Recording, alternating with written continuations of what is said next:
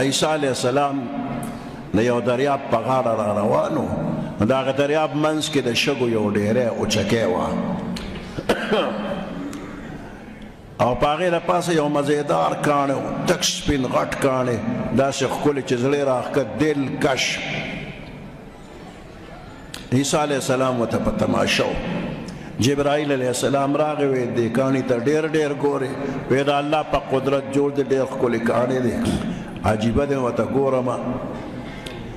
جبرائیل علیہ السلام ورته دې کاڼي خواته لږ رانږدې شه، نور عجایبات به وګورې.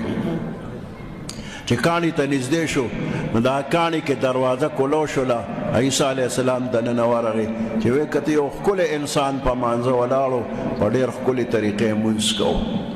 چې فارغ شو نو عیسی علیہ السلام تپوس وکړو، د خدای نیکه بنده څونه موده کېږي دلته عبادت کوي؟ وی 1500 کاله وشو. دی نور هم حیران شو. جبرائیل علیہ السلام ورته یې روځه، چې راووته هغه پسې ور بند شو. او جبرائیل علیہ السلام ورته وی چې څنګه څه نور حیران شوې؟ ډېر زیات، چې د ټولې دنیا د نظر نه پټ په تنهایۍ کې په اخلاص عبادت کوي، بې ریا، او 1500 کاله دله به څومره اجر او ثواب الله ورکوي. دې ته حیران یم. نو جبرائیل علیہ السلام ورته اوس درته بله خبره کوم، نور به حیران شي. ستا نه پس محمد رسول الله صلی الله علیه وسلم به تشریف راوړي، د هغه یو امتي به 2 رکعاته وکړي، نو د ده د 500 کالو د عبادت نو په ډېر ثواب الله ورکړي. نو په دې لږ عمل دا ډېر ثواب.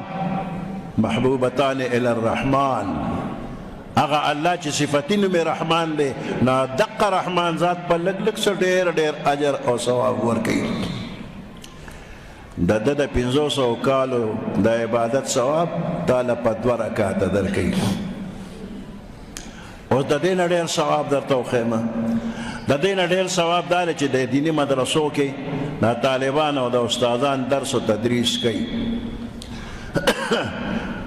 نو دې کې که چا یو آیات زده کړ یا د دین یوه مسله چا زده کړله، نو د بني اسرائیلي بزرګ د 500 کالو عبادت له به په 50 کې ضرب ورکړي، نو دا د یو آیات یا د یوې مسلې ثواب شو.